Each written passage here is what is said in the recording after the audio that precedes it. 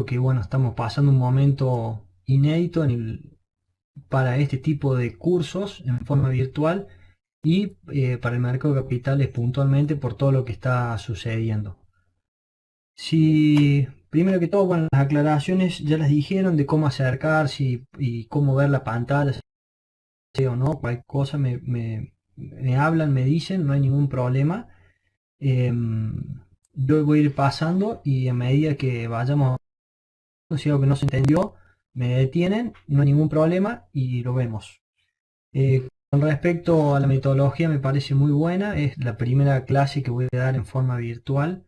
Eh, bueno, esperemos que salga todo bien, cualquier consulta, seguramente es también la primera vez que para varios asisten a una clase, así que no duden en frenarme y consultarme. Si también, y hablo más fuerte. Por otro lado, en cuanto a, bueno, siendo las 15:12, damos comienzo.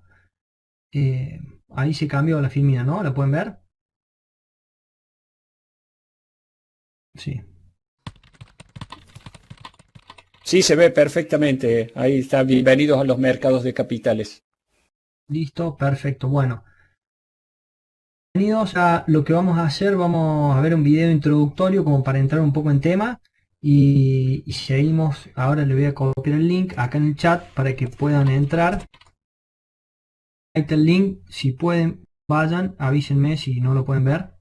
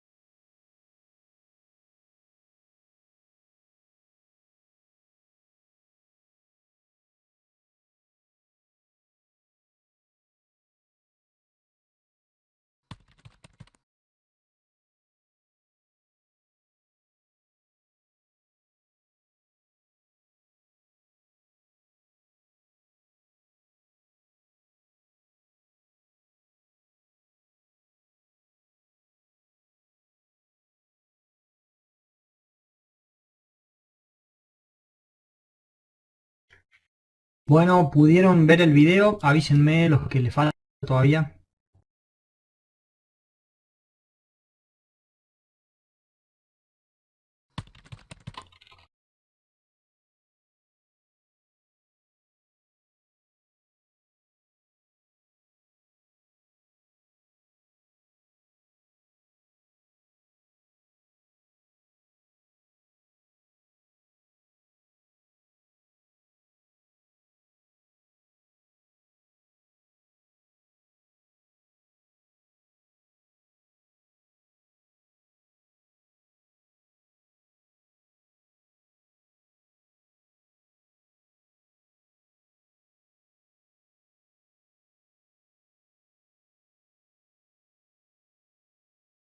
Es exactamente, es el inicio de la película Lavandería. ¿Pudieron verlo? Avísenme si ya lo vieron todos. Así largamos con la clase.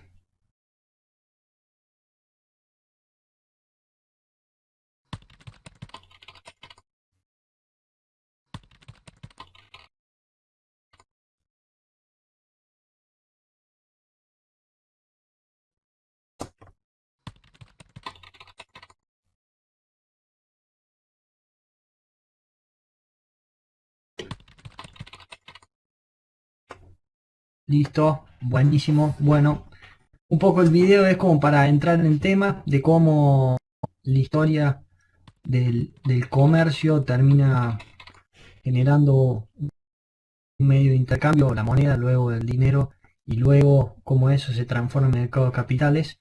Me gustó la introducción para alargarle con este curso, que por eso lo puse inicialmente. Y bueno, yendo un poco al curso nuestro, ¿qué objetivos tenemos luego de finalizado el módulo 5? Esto ya lo hablamos en el webinar. El objetivo que tenemos es que el alumno, el periodista, logre a través de este curso hacerse de los medios y de toda la información que le haga falta para poder generar noticias, opiniones, notas, comentarios sobre el mercado de capitales de la mejor forma posible. Es la idea y el objetivo final del curso. Entonces lo que nosotros queremos es que el alumno saber dónde está la información, los números exactos del mercado minuto a minuto, comprender datos del mercado global, determinar si hay una tendencia para arriba, para abajo, un global, local, reconocer si hay alguna oportunidad de compra o de venta, entender cómo se opera, cómo es operar en el mercado, qué sucede en el mundo del mercado, conocer nuevas tecnologías financieras, analizar y diversificar riesgos, cómo se compone una cartera y saber si un activo está sobrecomprado o sobrevendido y ser críticos y emitir una opinión sobre los números reales que está sucediendo sin influenciarse por lo que son las noticias falsas o números de mercados que no son reales. Y por último, generar reporte de calidad sobre los mercados. Esos son los objetivos que tenemos con este curso completo. Ahora vamos a pasar al módulo 1, que es este que estamos cursando ahora. El objetivo de este módulo es conocer cómo la estructura global de los mercados en el mundo. Avance seminario, iremos profundizando en cada tema. Lo importante es empezar por lo global para luego ir a lo particular. Los temas que vamos a ver hoy son, por un lado, vamos a ver lo que son los mercados capitales, cómo están compuestos, en qué cómo son las bolsas que existen en el mundo, los bancos centrales, en tanto a tasas de intereses y a monedas, y también a cuál es la función de los bancos centrales que tienen los países. Vamos a ver la terminología del mercado. ¿Por qué es importante esto? Porque a la hora de meterse en un sector en particular o en este hablar sobre el mercado de capital hay mucha terminología y muchas frases que se usan. Es muy importante conocerlas y entenderlas para a la hora de leer algún informe o alguna opinión, saber de qué están hablando. Y las estructuras de mercado, cómo está compuesto el mercado de capitales, si lo miramos de arriba, cómo está compuesto. Por último haremos un cierre para ver todos los temas que vimos, si hay alguna duda o no, y los pasos a seguir hacia adelante. Esa es la metodología que vamos a tener hoy. Para empezar, bueno, ¿qué es el mercado? Es el lugar teórico donde se encuentra la oferta y la demanda de productos, servicios y se determinan los precios. ¿Qué son las finanzas? Es el conjunto de actividades que tienen relación con el dinero. Entonces, los mercados financieros es el espacio o lugar físico donde se encuentra la oferta y la demanda de dineros, tasas y otros productos financieros. Mercado de capitales, entonces, es un tipo de mercado financiero donde se encuentran participantes que buscan, por un lado, invertir, por otro lado, financiarse, por otro lado, tomar cobertura, por otro lado, cambiar monedas y por otro lado, especular. Estas son las 5 objetivos o los 5 cosas que quieren lograr los que ingresan al mercado de capitales. Entonces, según qué es lo que cada uno busca, es lo que nosotros podemos ver o entender de qué lado del mercado está. hay mercado de capitales siempre que haya distintos puntos de vista de la situación, ya que algunos ven una oportunidad de compra y al mismo tiempo otros ven una oportunidad de venta. Así se forma el mercado, uno que compra y uno que vende al mismo tiempo. Esto es muy importante porque muchas veces nosotros vamos, a medida que avancemos, vamos a encontrar las formas de analizar el mercado y vamos a decir, el mercado hoy está para vender, hoy está para comprar. Y si todos pensáramos lo mismo, no habría mercado, porque si hoy está para comprar, nadie vendería. Y sin embargo, el mercado es tan grande y hay muchos que ven unas cosas y otros que ven otras, que hay mercado porque siempre se compra y siempre se vende. O sea, lo único que pasa es que o ganan los vendedores o ganan los compradores. En el caso que ganen los compradores, el precio termina subiendo y viceversa. Entonces, pareció buena esta frase de que una de las cosas divertidas sobre el mercado de valores es que cada vez que una persona compra, otra vende y ambos creen que son astutos. Bueno, yendo un poco a la historia de los mercados de capitales, si ven arriba a la izquierda hay un escudo, ese es el escudo de la familia Van der Burs de Brujas, ubicado en Bélgica. Tiene como una franja cruzada donde hay tres bolsas, en esas son bolsas de cuero, donde ahí llevaban el dinero, que esta familia era una familia muy adinerada y se dedicaba al comercio de todo tipo de activos y eran como los más adinerados y los que manejaban el mercado. Entonces nace en el año 1460, en adelante se crea la bolsa de Amberes Bélgica, luego de varios años de negocios de esta familia con un montón de otras familias muy adineradas. En 1570, o sea 110 años después, se crea en Londres la bolsa de Londres y en 1595 la de Francia. Todas, si ven, están muy cerca geográficamente. Y luego, donde se produce el salto a nivel mundial, es cuando se crea en 1792 la Bolsa de Nueva York, donde marcan un punto trascendente hacia el futuro con respecto a los mercados de capitales. Esto es importante para entender un poco desde dónde viene y cómo se generaron las bolsas. Me pareció bueno hablar sobre los orígenes.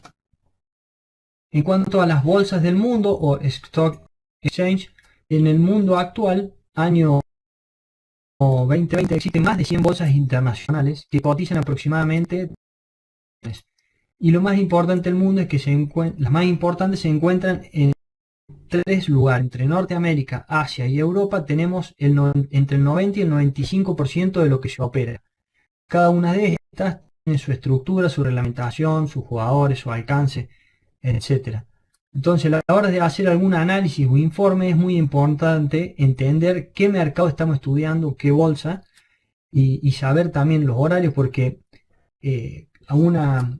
los volúmenes, yo lo veo más adelante, cuando está abierto el mercado son enormes y cuando se cierra quedan operaciones muy chiquititas que a veces, si estamos analizando un mercado cerrado, nuestro análisis va a ser erróneo. Entonces hay que tener en cuenta eso. Los mercados de capitales nunca paran, ya que siempre tendremos alguna bolsa que esté operativa. ¿Qué son las bolsas internacionales? Es una organización generalmente privada que ofrece un marco o entorno regulatorio en que sus participantes pueden comprar o vender distintos títulos o valores. En un país pueden existir varias bolsas. Por ejemplo, acá en Argentina nosotros tenemos la Comisión Nacional de Valores, que es nuestro ente regulador. A ver, estoy viendo el chat, no sé si... no, está bien. Disculpen, pensé que me estaban escribiendo.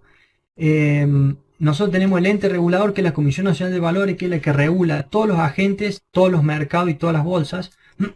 Y a su vez tenemos BIMA, que es Bolsa y Mercado Argentino, Mercado Argentino de Valores, MAT Barrofex, y después tenemos MAE. Cada uno de ellos es un mercado y una bolsa distinta. Entonces es importante entender sus instrumentos, sus comisiones, sus operadores y sus agentes.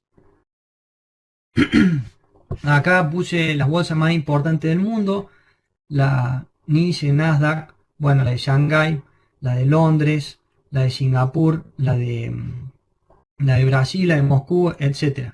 Fíjense la de Frankfurt, que se llama Borse, igual que el apellido de la familia que lo inició.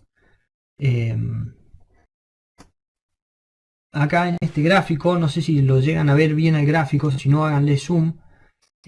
Ahí tenemos como si fuera una foto del mundo donde tenemos varias pelotas y vemos el tamaño de cada una de las bolsas. Nice, que es la bolsa de Nueva York, es la más grande de todas. Después tenemos el Nasdaq, después tenemos el TMX y así tenemos. Entonces, entre los tres continentes, esto es lo que les explicaba antes, entre lo que es América del Norte, lo que es Europa y lo que es Asia, está en el 90 y el 95% del operado en el mundo. Y vamos a analizar un poco más a lo que es América. Miren, América Latina es el 1,35 a nivel mundial, nada más. O sea, sumando lo que es Brasil, lo que es la Bolsa de Buenos Aires, la de Chile, la de Lima, la de Colombia, estamos hablando del 1,35, 1,5% a nivel mundial contra el 40,6% que es Norteamérica. O sea, esto es importante entenderlo porque a veces uno piensa que un jugador puede entrar a Estados Unidos y mover algún precio, no, eso es imposible. Sí puede que algún jugador grande mueva algún precio en la bolsa de Buenos Aires o en una bolsa chica dentro de Sudamérica. Esto es importante a la hora de analizar y comprender dentro de qué parámetros estamos viendo.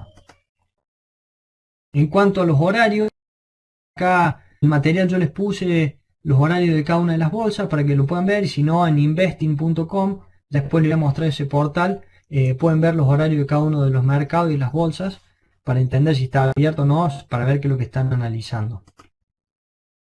Lo mismo, bueno, ahí vemos ya hay solapamiento entre una bolsa y la otra. Y acá podemos ver cómo rindieron las bolsas, por ejemplo, en el último día, en el último año, en la última semana. A simple vista nos podemos llevar un pantalla que está sucediendo a nivel mundial. En este portal que se llama Finviz podemos analizar y ver qué es lo que está sucediendo día a día o minuto a minuto, y si no también podemos analizar qué pasó en los últimos 3 meses, en el último mes, última semana, etc. Yo todo eso que la documentación cuando termine la clase voy a subir esta clase completa y más el video, y después la hoja de ruta de todos los temas del módulo 1 más un material adicional que es o sea, esta clase es un resumen de ese material para que no se haga para que esto sea un poco más dinámico. Por eso que después van a encontrar mucho más filminas y otros documentos también para anexar. Terminando un poco lo que es la presentación de los mercados capitales y cómo se forman, cómo son las bolsas y todo eso, entramos ahora un poco a lo que es los bancos centrales, las monedas y las tasas de intereses. Entonces, bueno, el Banco Central es una institución que el objetivo que tiene es preservar el valor de la moneda y mantener la estabilidad en el sistema financiero. Entonces, se encarga de la emisión del dinero y en general de diseñar y ejecutar la política monetaria del país al cual pertenece. Generalmente son entidades públicas y que trabajan en forma independiente o autónomas de lo que es el gobierno nacional. En muchos países suele ser así, en otros está medio influenciado. Eso a nivel mundial no está bien visto, pero bueno, según cada país cambia las políticas y cómo se maneja cada banco central. Es importante entender esto porque es la política monetaria la que regula y la que maneja las tasas de intereses, y por lo tanto le da el valor a la moneda, y vemos si hay inflación o no. Ya vamos a ver por qué es importante entender todo esto. La primera función, como dije, es preservar el valor de la moneda y mantener estabilidad de precio, y para ello la principal herramienta es el manejo de la tasa de interés. Y la segunda función que tienen los bancos centrales es mantener la estabilidad del sistema financiero, ya que el Banco Central es el que regula todos los otros bancos que forman parte del país. Entonces, si hay alguno que tiene algún problema o algo, el Banco Central es el que se encarga de controlarlo, o si tiene problema de liquidez, ayudarlo para que solucione sus problemas. En cuanto a las monedas, acá puse las 10 monedas más utilizadas del mundo: el dólar estadounidense, el euro, el yen japonés, la libra esterlina, el dólar australiano, el franco suizo, dólar canadiense, peso mexicano, yuan chino y dólar neozelandés. Estas son las más operadas, las más utilizadas en el mundo y las más tradeadas. Acá vemos una comparación de cómo las monedas, el euro dólar, cómo van cambiando minuto a minuto. Ya vamos a ver los niveles que se opera día a día con las monedas y por qué también es importante esto. Yendo un poco también a la historia de dónde nace las monedas y por qué llegamos a lo que llegamos. En el siglo VI, en el reinado de Lidia, Lidia es era un reinado que está ubicado a donde hoy es Turquía y donde está Estambul, toda esa zona, que son pioneros en el comercio, y crean lo que es la moneda de oro, y con eso empiezan a comercializar en forma más agresiva todo tipo de productos pagando a través de moneda. O sea, ahí donde nace la moneda, por así decirlo, y dándole un valor intrínseco.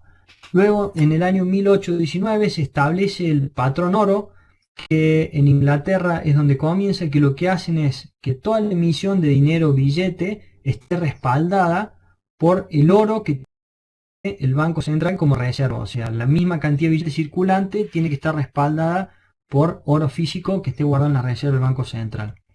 El año 1834 se suma a América al patrón oro, manejándose de la misma manera, y después en 1870 se suman el resto de los países, Francia, Alemania, Japón y demás. Ya yendo pasando el año 1900, entramos en la Primera y Segunda Guerra Mundial con grandes crisis, que lo que sucede en este momento es que los países necesitan emitir mucha cantidad de dinero para hacerle frente a la guerra y a su vez por todos los destrozos que hubo para poder recomponer la economía. Entonces se establece un acuerdo donde se sale de esa convertibilidad 1 a 1 de oro de reserva con la emisión y se empieza a manejar o sea, se tiene la reserva en oro, pero ya no es 1 a 1 a la par como era antes. Luego en el 1973 se establece el sistema de flotación libre, donde las monedas empiezan a cotizar libremente sin tener oro respaldado que las limite, por así decirlo. Y en el 22 de septiembre del 1985, en Plaza Accord, se establece una reunión entre Francia, Alemania, Japón, Estados Unidos e Inglaterra, donde se acuerda depreciar el dólar, porque durante esa flotación que hubo anterior, el dólar quedó un tanto, se fue encareciendo, entonces las monedas quedaron muy baratas al lado del dólar y el más perjudicado era Estados Unidos, entonces él fue el que presionó para decir, che, bajé un mismo para que no esté tan perjudicado. Luego en el año 92 se crea la eurozona, ahí es donde se crea el euro y para todo lo que es Europa, y entonces comienza a utilizarse el euro como una moneda de intercambio con mucha fuerza como el dólar. Y luego en el año 1996 se crea el primer portal online con broker, sería para hacer retail de monedas, y hoy en la actualidad se opera más de 5 trillones de monedas por día, todo online. Entonces, bueno, un poco para ver desde dónde venimos, así como el video muestra desde las pepitas de oro, las vacas con las bananas, bueno, a lo que llegamos hoy, que se operan 5 trillones de monedas por día en el mercado Forex. El mercado Forex es el mercado de divisas, que es el mercado que tiene mayor volumen de todo el mercado de capitales. Acá podemos ver el avance de cómo le fue el año pasado a las monedas, cuáles fueron las que más subieron, las que más cayeron, por así decirlo, las que se apreciaron y se depreciaron. Y bueno, y hasta acá lo que es monedas. Ahora vamos a tocar el tema de tasas de interés. Hasta acá se entiende todo bien. ¿Hay alguna duda, alguna consulta que me quieran hacer? Me avisan, me escriben, ponen el micrófono y me avisan. Bueno, perfecto. ¿Qué es la tasa de interés? Es el rendimiento del capital en el tiempo. O sea, nosotros tenemos capital, a medida que pase el tiempo ese capital sube o baja. Bueno, eso es la tasa de interés. ¿Cómo mido ese aumento o ese pérdida de capital en el tiempo? Mediante tasas de interés positivas o negativas. ¿Por qué es importante conocer esto? Porque es una herramienta que tienen los bancos centrales para preservar el valor de la moneda y mantener la estabilidad de los precios. Entonces, ¿a dónde voy con todo esto? ¿Cuál es la idea de por qué tocamos todos estos temas? Es porque si entendemos la relación que existe entre estas variables, entendemos los flujos de dinero en los mercados de capitales. A simple vista, hay una relación de oro por lo importante, donde el Banco Central tiene distintas variables que son las que administra, maneja, algunas pueden modificar, otras no, otras son una consecuencia y a veces son causa o consecuencia. Entonces es muy importante entender esto, por eso lo puse solamente en una filmina, de que el Banco Central, donde tenemos tasa de interés, precio de la moneda, flujo de capitales y inflación. Cuando tocamos una de las cosas, me modifiquen todas las otras. Siguiendo y ya yendo un poco más a lo que es la teoría de la política monetaria, esto sí es teoría dura, pero hay que conocerlo para entender, es básicamente conocerlo para entender cómo funciona y qué pasa cuando suben la tasa o bajan la tasa que siempre escuchamos o leemos en los diarios. Este trilema de política monetaria o trinidad imposible, por así decirlo, advierte la imposibilidad de que un país pueda compatibilizar una política monetaria independiente con el libre movimiento de capitales, un tipo de cambio fijo, y es decir, un país no puede elegir las tres opciones, o tiene manejo de tipo de cambio libre, o libre movilidad de capitales, o autonomía monetaria. Entonces, según los dos que elija, es en qué lado se pone, o el A, el B o el C. Ahora vamos a ver, por ejemplo, Gran Bretaña y Canadá tienen política monetaria libre movilidad de capitales y autonomía monetaria, a cambio de una política de cambio flexible. O sea, ellos manejan la movilidad de capitales y la autonomía monetaria, lo que no manejan el tipo de cambio, por lo tanto el tipo de cambio se mueve libremente. Argentina, durante la época del 90, teníamos libre movilidad de capitales con tipo de cambio fijo, porque era la convertibilidad un peso, un dólar, a costa de abandonar cualquier posibilidad de ajustar las tasas de intereses para combatir la inflación o la recesión. De hecho, eso no, o sea, los primeros años no fue bien y después teníamos que abandonar ese modelo, no lo abandonamos y bueno, y terminamos en una crisis muy dura más adelante. China, por ejemplo, tiene una política monetaria que consiste en un tipo de cambio administrado con metas de agregados monetarios, a cambio de una movilidad de capitales regulado. Cada país tiene su forma de manejo, cada banco central, y es importante conocer sobre qué mercados estamos analizando para comprender cómo son los flujos dentro y afuera de ese país. Yendo un poco a lo que está sucediendo ahora con el coronavirus, durante el inicio de la crisis, vemos que los gobiernos tienen dos opciones de hacerle frente al problema. Por un lado, políticas fiscales, que eso es puramente del Poder Ejecutivo, o sea, el presidente y todo el Poder Ejecutivo. Y por otro lado, la política monetaria. La política fiscal es mediante el recaudo de dinero a través de los impuestos o se aumenta el gasto. Y la monetaria es la que utilizan los bancos centrales, la que estuvimos hablando recién. O produzco más dinero, o sea, emito más dinero, o subo la tasa o bajo la tasa. Y lo hemos visto en estos días que los bancos centrales estuvieron muy activos con planes de salvataje enormes, jamás visto en la historia, porque como en el webinar vimos, la caída que hubo tampoco se vio nunca en la historia, o sea, nunca hubo una caída tan rápida como la que hubo en estos días. Entonces los bancos centrales salieron muy rápido a tratar de paliar este problema con política monetaria pura y exclusivamente, o sea, bajando la tasa de interés a cero, que lo vamos a ver en la próxima filmina. Acá, por ejemplo, la Fed, ya vamos a ver quién es la Fed, baja. Si vemos durante abajo están los años, en el año 2019 vemos como la tasa de interés estaba en el 2,5 más o menos por ciento, la comienzan a bajar y la cortan directamente a cero luego de que sucede todo esto del coronavirus. Lo mismo pasó en el año 2008, la fueron recortando en 3 oportunidades hasta que llegó a casi a cero, no llegó a cero como ahora. Y bueno, para eso sirve la política monetaria. Entonces, si entendemos en qué vemos esto, podemos entender por qué están pasando ciertas cosas en el mundo. una de las reglas básicas que hay que entender y conocer, básicas sobre la tasa de interés, es que si un banco central sube la tasa de interés, va a tener efectos internos y externos. En cuanto a lo interno, si subimos la tasa de interés, los capitales van a tasa, que los rendimientos van a buscar mayor rendimiento si van a ir a tasa, porque se entiende que un banco central sube la tasa, es seguro. Entonces van al Banco Central seguro y los inversores salen de las inversiones menos rentables, o sea, salen de la fábrica, dejan de invertir en fábricas, en empresas, en distintos proyectos. Con esto, ¿qué es lo que logro? Genera un enfriamiento de la economía o una recesión, y si se enfría la economía, que se opera mucho menos, habrá caída de precios porque los comercios comenzarán a bajar los precios, hacer oferta, todo con tal de vender, por lo tanto, deflación.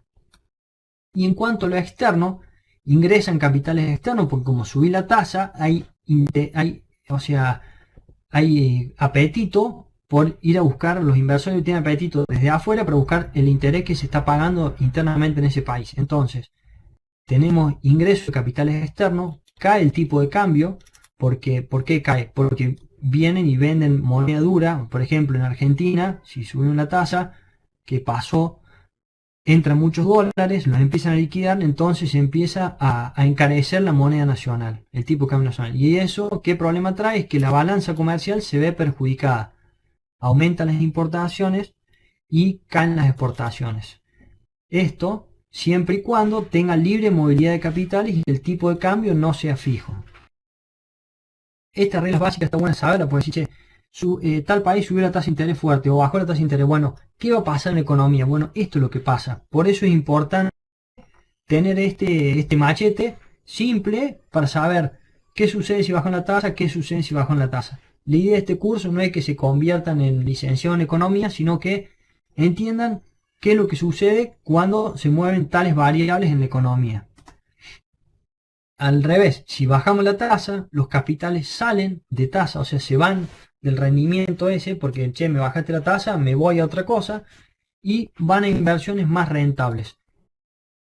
Inversiones más rentables, acciones, algún proyecto de construcción o cualquier otro proyecto que sea más rentable de tener invertida o el capital en una tasa fija. Entonces genera eso reactivación de economía o crecimiento.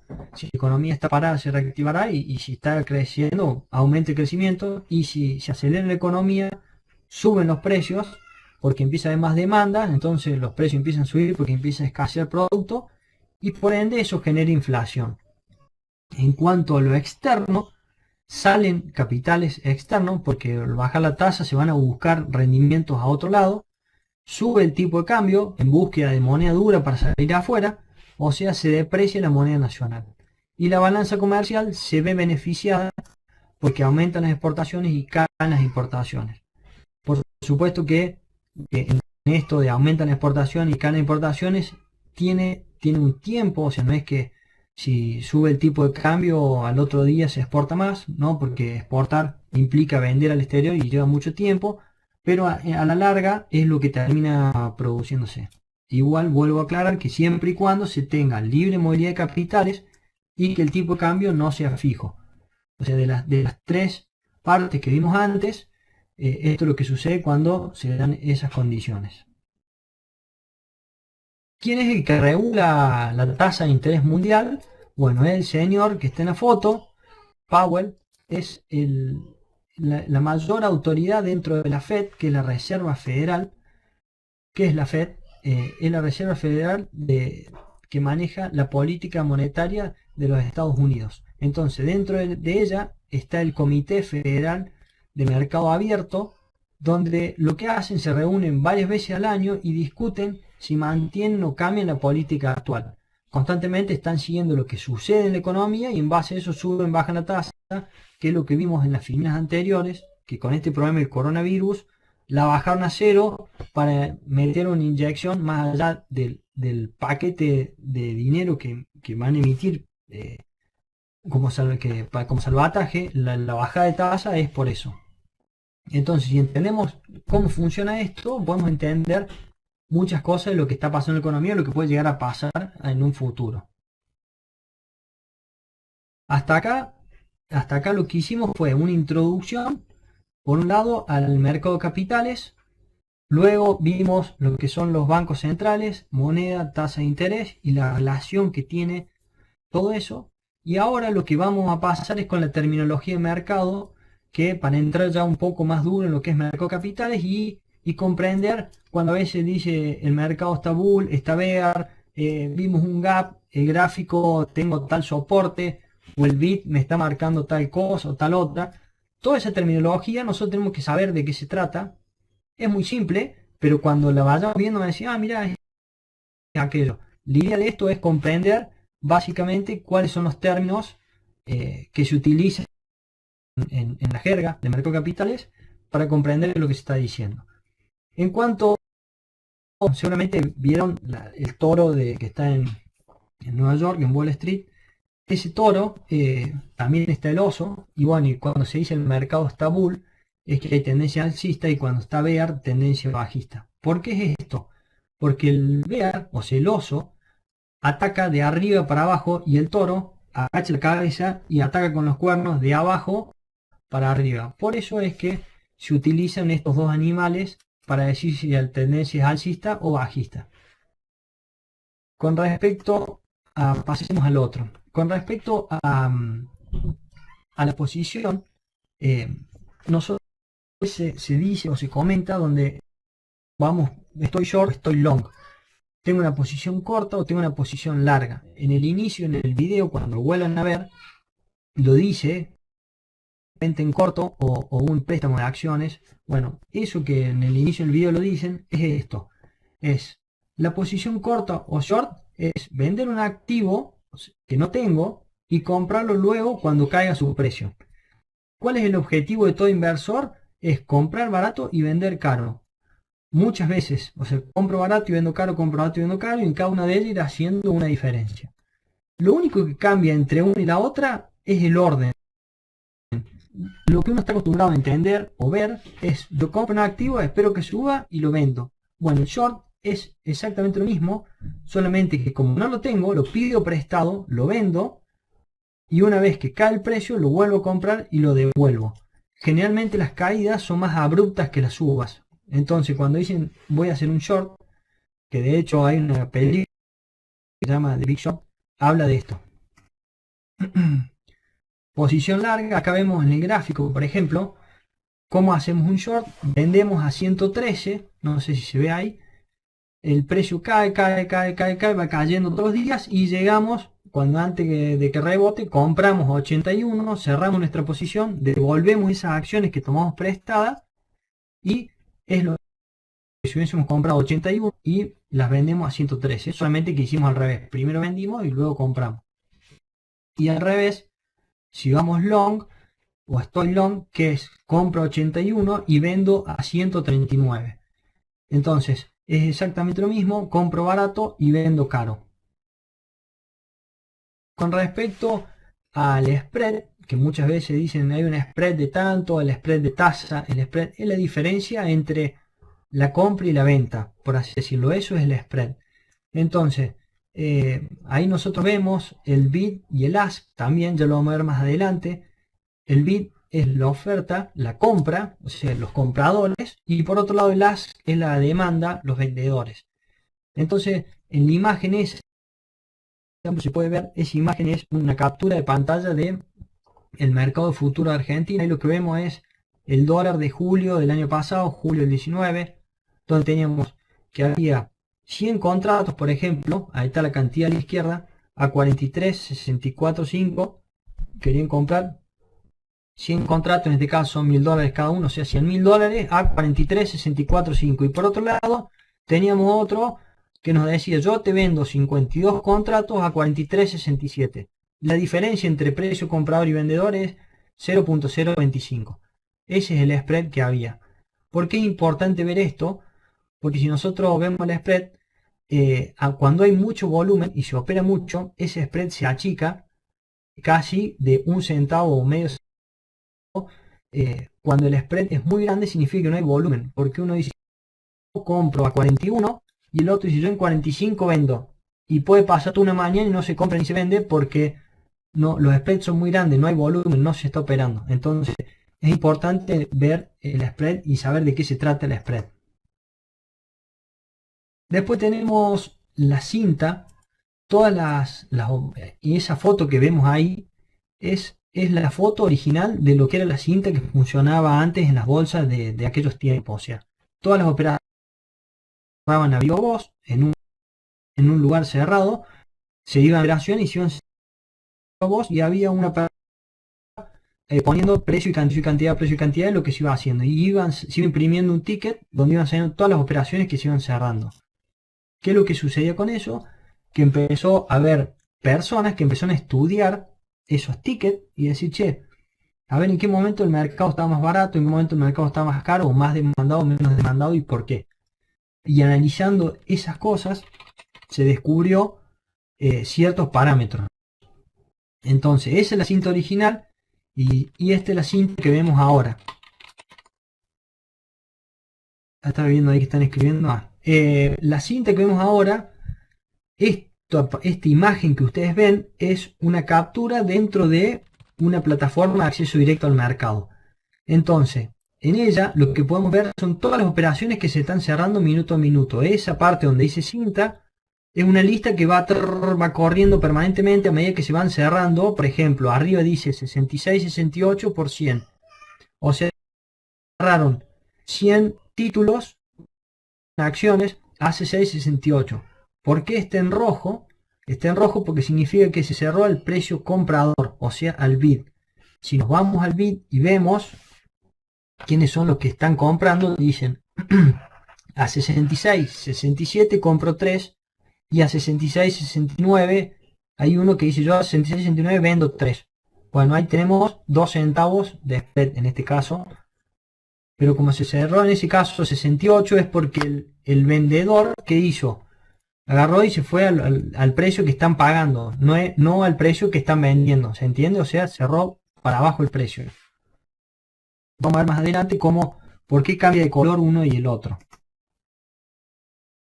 En cuanto al símbolo del activo, ticker, muchas veces Apple, por ejemplo, que es hoy una de las acciones con mayor capitalización dentro del mercado de capitales. Capitalización, otro término que se utiliza mucho, que es el capital, o sea, la cantidad de acciones por lo que vale, la cantidad de acciones que hay disponible por lo que vale la acción, te da la capitalización total que existe, o sea, el valor completo de la compañía. Entonces ahí como vemos en el gráfico es una de las más grandes y tenemos que Apple, por ejemplo, es AAPL, ese es el código o el ticker de la empresa. Nosotros siempre cuando entremos a mercado o veamos, todo se ve por los tickers. Con respecto a cuando vemos también ciertas cotizaciones de empresas, vemos last price o último precio, cambio, change, apertura. Bueno, ¿qué es cada una de esas cosas? Es last price o último precio, es el último precio operado, el cambio es el porcentaje de cambio que tuvo el precio durante el día, la apertura es el primer precio operado, el cierre anterior es el precio del día de ayer y el máximo mínimo, el precio máximo mínimo que tuvo durante la jornada.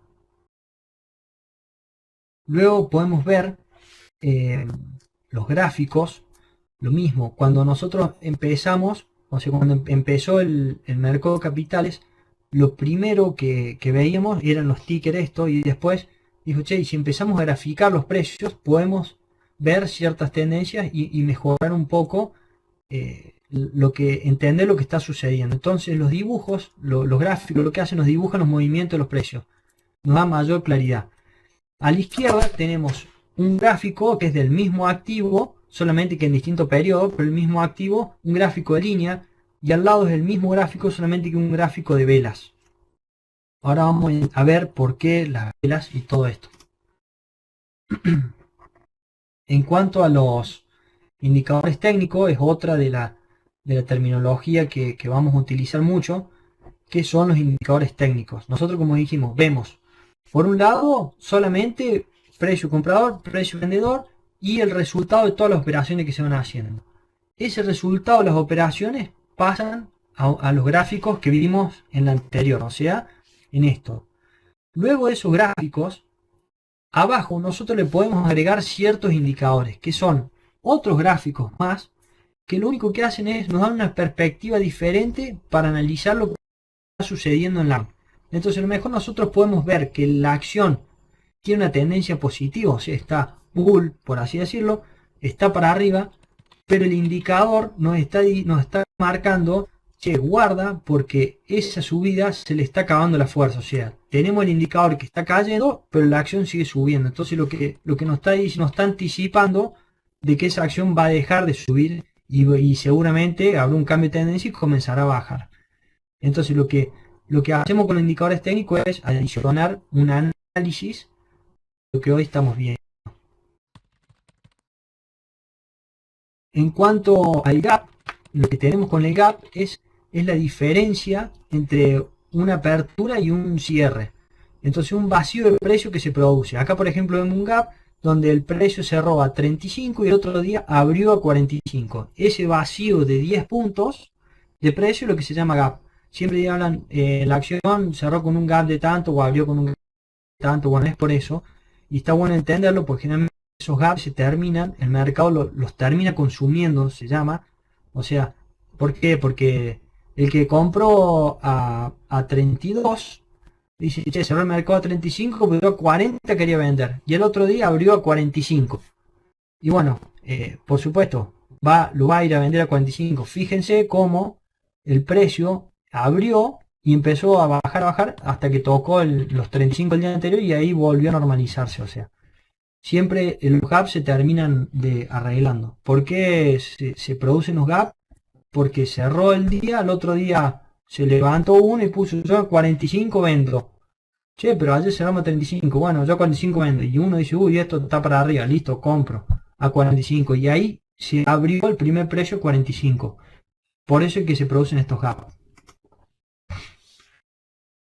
Yendo un poco ahora a lo que vimos, gráfico de barra, gráfico de velas, lo que le quiero mostrar ahora es qué es una vela, o sea, y por qué se analiza. Después vamos a desmenuzar bien, pero básicamente un gráfico de vela lo que nos muestra es el movimiento que tuvo el precio en ese periodo. Entonces, tenemos la vela verde, la vela roja y la vela negra. Ustedes van a decir, ¿qué hacemos estudiando mercado capital y viendo velas de colores? Bueno, las velas las crearon unos japoneses para analizar y entender de otra forma lo que está sucediendo en el mercado.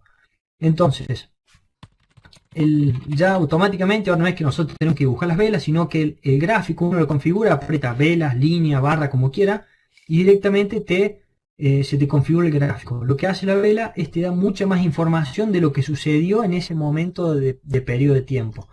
Entonces la vela verde significa que abrió el precio abajo, si dice apertura abajo y cierre en la parte arriba de la vela. Y después tiene dos rayas más que se llaman las colas o sombras, que suelen llamar, donde nos indican los mínimos y máximos de las velas. Y la vela roja es cuando abrió y cerró un precio más bajo del que abrió. O sea, es viceversa lo mismo. El cuerpo se llama toda la parte que está pintada, el cuerpo de la vela, y los otros las sombras o colas. Yendo un poco a lo que es un gráfico de velas, acá lo podemos ver. Este es un gráfico de velas diario, o sea, cada vela es un día. Y con solo mirarlo podemos ver qué pasó durante ese día. Si nos ponemos a prestar atención en cada una de las velas, decimos, che, mira, el precio subió de tanto a tanto, fueron viendo a simple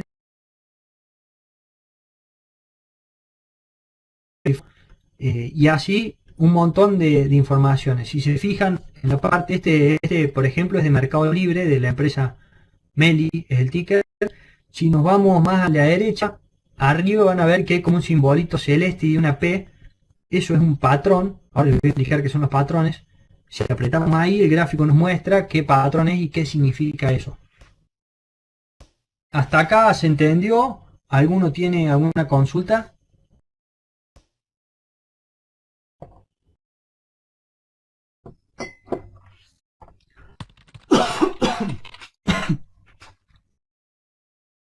Bueno, Vamos a continuar. Lo que les mostré recién es el tema de los patrones. ¿Qué son los patrones? Los patrones son imágenes o figuras que se forman dentro del gráfico con la unión de varias de estas velas. Entonces, varias velas arman cierta forma o cierta figura en el gráfico. Esos patrones, hay algunos que nos muestran un cambio de tendencia y otros que nos muestran una continuación de la tendencia. O sea, algunos se llaman doble top, doble bottom, triple top, bueno, hay un montón. Por ejemplo, acá hay uno que dice hombro, cabeza, hombro, no sé si lo ven. Ya cuando vayamos a esto, a analizar, ahora lo que quiero que sepan es qué significa patrón, nada más.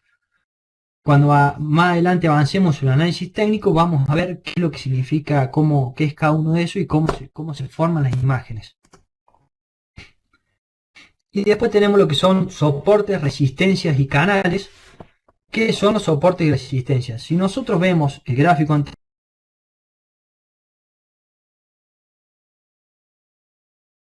gráfico que sube, baja, en general sube, pero no saben bien si el precio ese que está tocando o no, el que está valiendo un precio que le cuesta moverse de ahí o no a la acción.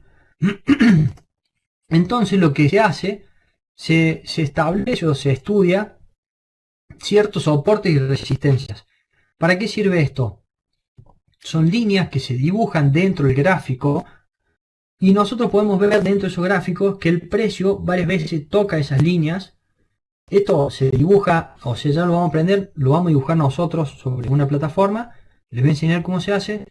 Y lo que podemos ver es que en muchos lugares el precio lo toca a esa línea y a veces lo pasa y se va a la línea superior. Por ejemplo, si nos hacemos zoom, podemos ver, luego cuando vuelve hacia la línea anterior, le cuesta bajarlo, lo toca varias veces y cuando la rompe para abajo, se va para abajo el precio. Y viceversa, cuando quiere volver a subir esa línea, le cuesta subirla hasta que cuando la rompe, plum, se va para arriba el precio.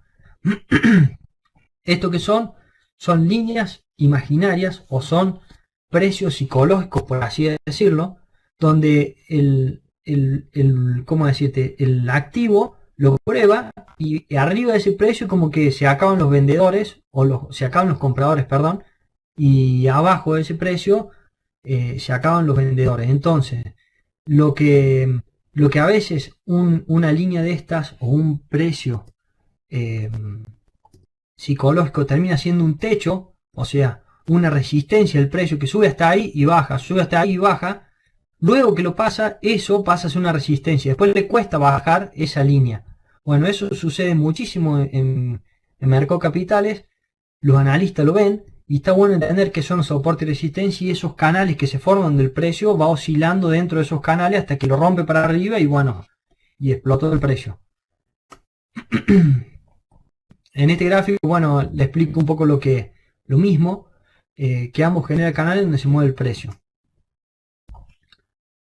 Hasta acá vimos entonces inicialmente la presentación, vimos las bolsas, vimos los bancos centrales, los intereses, las monedas y luego la terminología. Lo que vamos a hacer ahora es como que vamos a desarmar, por así decirlo, la caja o la máquina mercado de capitales y entender un poco cómo opera, o sea, qué hay adentro de mercado de capitales. Cuáles son sus partes, quiénes intervienen, quién lo alimenta, quién lo conecta, cómo es. Y en una segunda etapa comenzaremos con el análisis de los datos para comprender qué sucede en los mercados adentro de por sí. Lo que quiero es que en todo este módulo entendamos, por un lado, terminología y cómo funcionan los flujos a nivel mundial y cómo funcionan los mercados en sí adentro.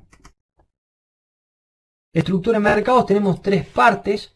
Por un lado, un organizador, por un lado, una clearing house y por otro lado, bolsas y mercados. Esto es muy importante porque en todos los mercados existen estas tres partes.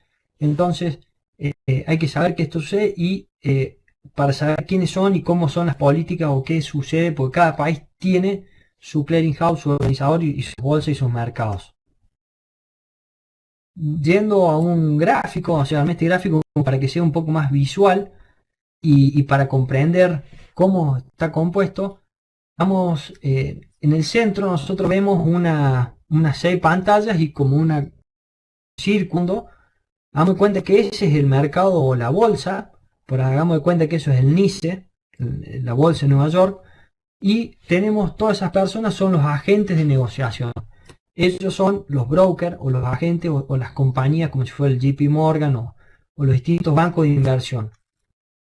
¿Qué es lo que hacen ellos? Negocian, compran y venden y acercan las puntas, por así decirlo, entre comprador y vendedor.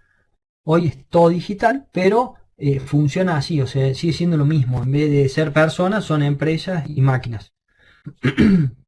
Por otro lado, tenemos un organizador arriba a la derecha y controlador, que es en Estados Unidos es la SEC, que es la que autoriza y la que controla a todos los mercados y a los agentes que operan.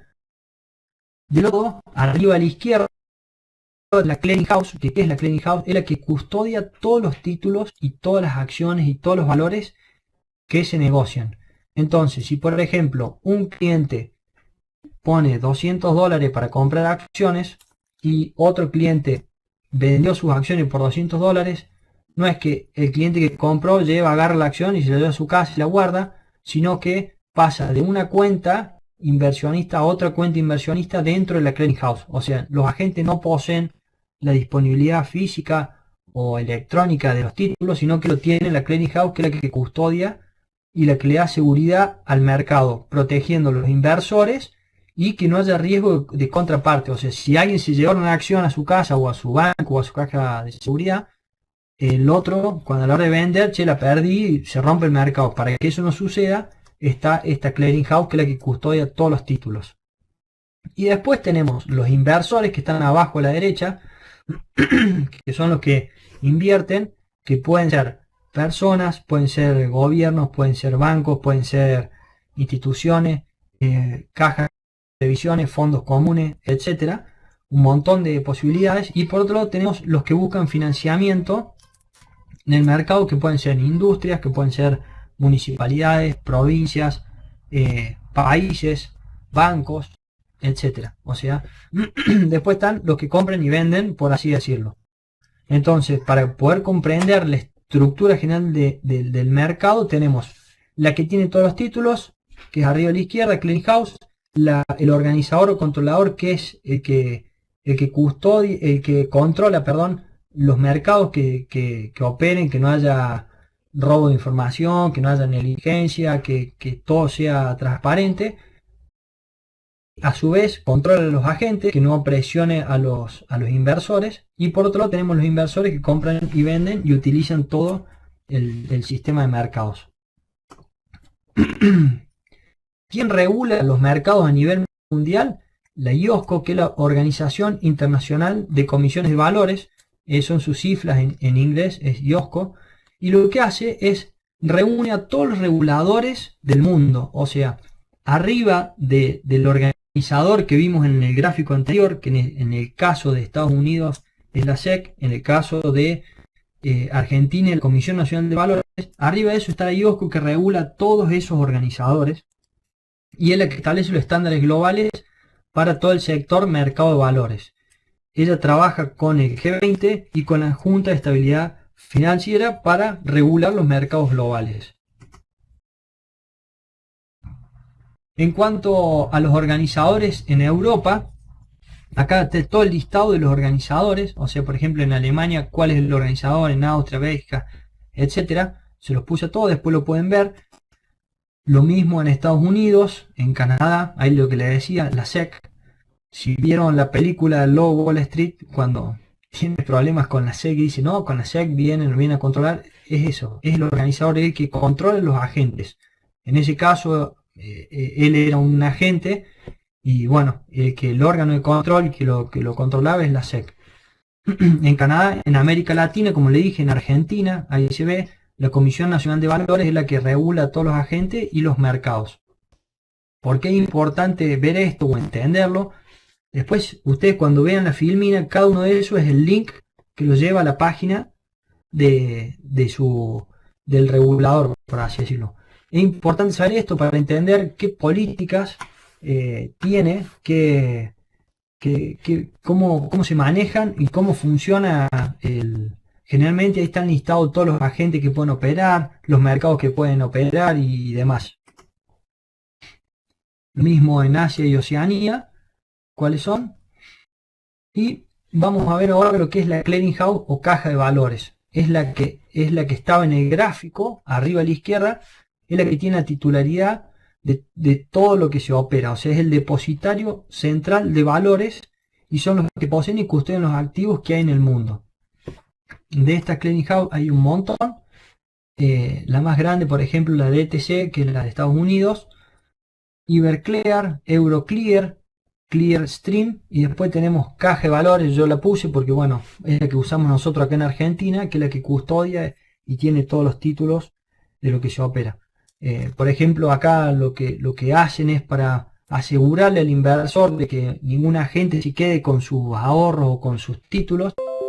Todos los meses caja de valores, la que custodia sería todo, le envía notificación o cartas a los inversores diciéndole usted tiene tanto, usted hizo tal operación, qué sé yo.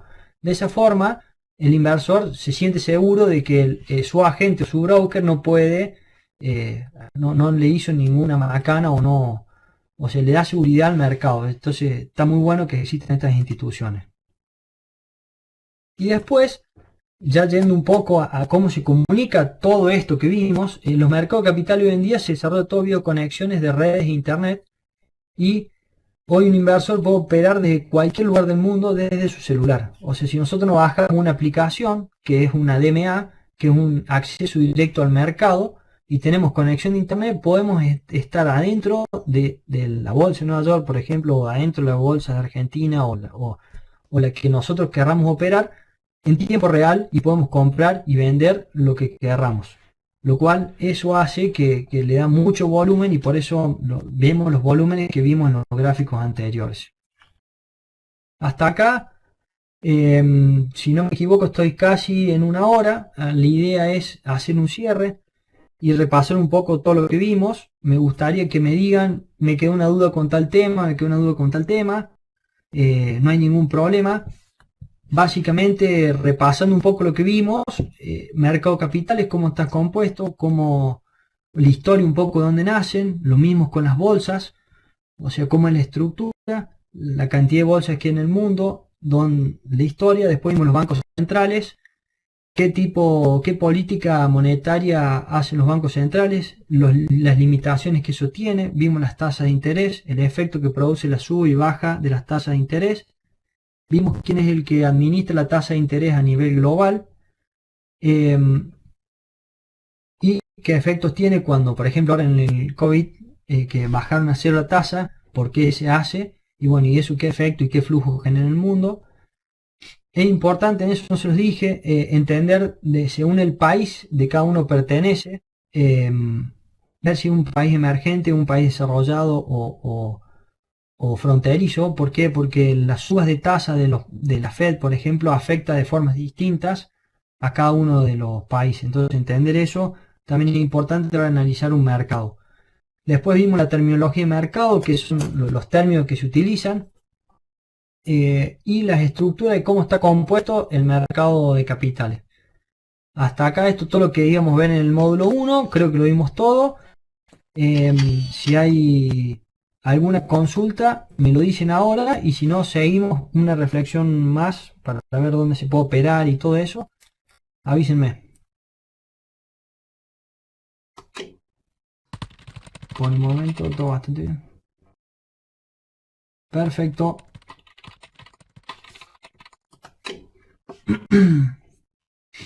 Bueno, de primera, tema criptomonedas. Ahí pregunta Ricardo Trotti. Sí, criptomonedas, una breve... A ver, criptomonedas, todo lo que estamos analizando acá, la forma de análisis técnico y la forma que vamos a ver de terminología y todo, es exactamente lo mismo que sucede en criptomonedas. Pero hay un dato no menor: las criptomonedas, si bien se operan muchísimo hoy, son consideradas OTC, o sea, over the counter, fuera de regulaciones. ¿Qué significa esto? Que no están, así como vimos que los bancos centrales tienen una ¿cómo decirte? La política monetaria y esa política, si emiten dinero, genera tales consecuencias y la suba de interés y baja de interés. Estas criptomonedas no están bajo ninguna regulación, bajo ningún tipo de control. Entonces, hoy podés invertir, se puede comprar porque es todo virtual, criptomonedas. El tema es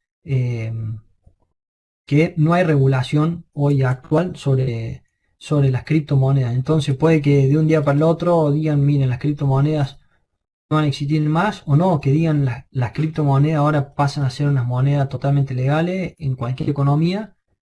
El tema es que si hacen eso, aumentaría la base monetaria del país. Entonces, hoy es como un gris la criptomoneda. Se puede operar, se compra, se vende y tiene un volumen enorme, pero sucede esto, que no está regulada.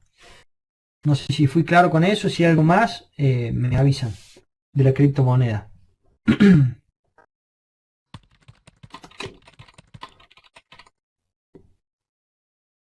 Bueno, Perdón, perfecto. Marcelo, Juan Francisco, te hago una Sí, consulta.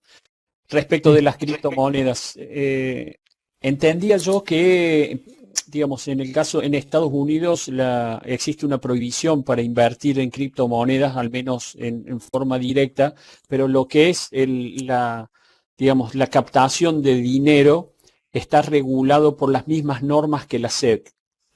¿Eso es así? sí.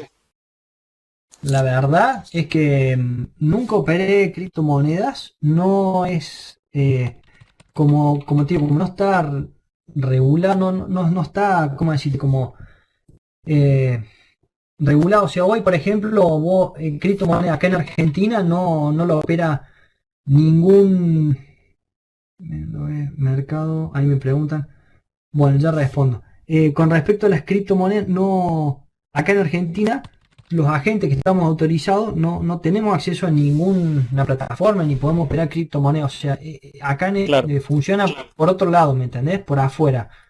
Ok, En Estados ok. Unidos, la verdad es que no sé si la SEC las regula o no. Eso no lo sé, lo puedo averiguar si querés para el próximo módulo, pero no estoy al tanto de eso. Perfecto, muchas gracias. De nada. Con respecto al mercado, ahí que vi que me preguntaron si lo veo para arriba o para abajo. Bueno, un poco la idea del curso es que dan las herramientas para que ustedes puedan ver un montón de cosas y determinar si lo vemos para arriba o para abajo. Yo, en mi opinión personal, creo que, a ver, estamos en un periodo en el cual no se sabe todavía cuál es el fin de este coronavirus, de cuándo lo vamos a poder domar, por así decirlo, porque algunos países ya vienen con la segunda ola, o sea, la segunda ola de brotes, y algunos vienen achatando la curva. Lo que sucede es que hoy lo que vemos en los mercados es que el mercado viene recuperando gracias a estos megapaquetes de salvataje que hicieron los bancos centrales. El mercado seguirá o no, o este rebote por esos paquetes y que, bueno, no, realmente lo que está pasando es gravísimo y continúe una baja, como vimos en el webinario. Todavía podemos caer mucho más, si bien fue la caída más rápida de la historia de los mercados, pero podemos caer todavía un poco más en una segunda vuelta y hoy no está claro, la verdad que no está claro si esta recuperación ya va para arriba o podemos tener una segunda caída. La verdad que en eso no hay, el mercado está que sube, que baja, que sube, en general viene subiendo, pero hay unos indicadores que nos están empezando a marcar de que se está acabando esa fuerza. Así que bueno, veremos, durante por lo menos tenemos un mes de curso y podemos ir viendo esto que yo les dije hoy y lo mismo que vimos en el webinario, podemos ir cotejándolo semana a semana. No sé si ahí pude responder.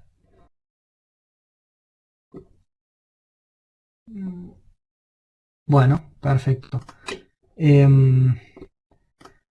Con respecto a dónde puedo operar, ¿qué es esto? Es un poco, vimos lo del módulo 1, es un poco como entrando ya, metiéndonos de lleno en lo que va a ser el próximo módulo, es decir, bueno, lo más importante a la hora de operar es elegir con qué agente lo voy a hacer, qué broker, y en base a eso, bueno, primero tengo que saber en qué país voy a operar, Anteriormente, la gran mayoría de los operadores solo podemos elegir a nuestro broker local, o sea, alguien radicado donde nosotros estamos, en nuestro país.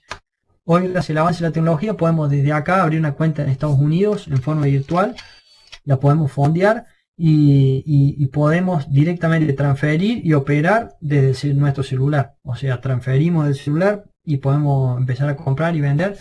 Pero bueno, todo depende de cuál es el objetivo del que quiere invertir y operar, bueno, qué seguridad está buscando, qué tipo de operación quiere hacer y qué tipo de trading, qué es tradear o qué es el trading. Trade es comprar y vender. Entonces hicimos un buen trade, es compré y vendí muy bueno, o al revés, vendí y luego compré muy bueno, gané un buen porcentaje. Entonces los traders lo que hacen, compran y venden muchas veces en el día, muchas veces por semana, y lo que buscan es que en el total de todas esas compras y ventas el resultado sea positivo. Entonces lo que hacen con todo el análisis y el estudio de mercado es poner la probabilidad de su lado, es decir, bueno, yo voy a entrar, la certeza, nadie puede saber a no ser que tenga manejo de información privilegiada, que eso está penado, o que con los volúmenes que se muevan los precios, nadie puede saber si compro hoy, si el precio de mañana va a estar arriba o abajo, el mercado lo va diciendo día a día.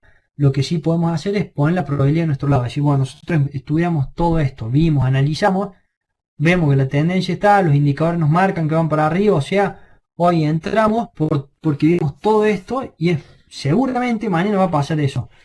Pero a veces puede que no pase, entonces por eso siempre lo que se recomienda a la hora de operar o tradear es poner stop loss y establecer objetivos de antes de entrar. Yo voy a entrar, cuál es mi objetivo, en cuánto salgo, pase lo que pase. Y lo mismo tengo salida si el resultado fue adverso. O sea, si el precio bajó, listo, salgo igual y entraré en otro momento.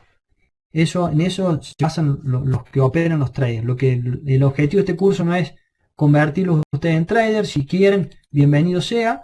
Yo les voy a dar todas las herramientas para que si quieren operar lo puedan hacer. Pero el objetivo es brindarles las herramientas y todo lo que utiliza un trader, pero para hacer notas y noticias sobre mercado de capitales. En cuanto a... No sé por qué se me acercó. Bueno, ahí está. A ver. ¿Me escuchan bien ustedes? No sé por qué se me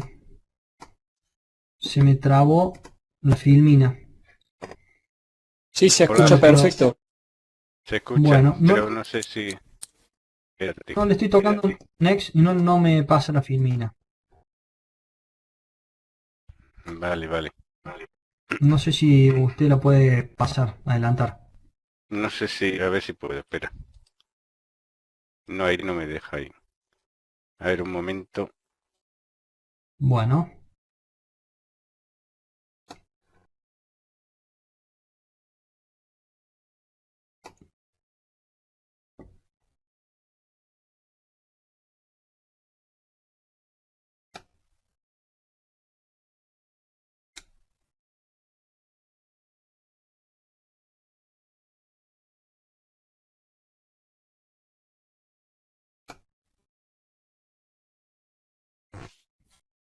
Bueno, de paso aprovecho este momento que quedamos en stand-by para que me digan si tienen alguna duda, si quieren saber algo más. Y bueno, yo después cuando termine el curso voy a subir toda la información, esta presentación más el módulo completo, el video y demás cosas.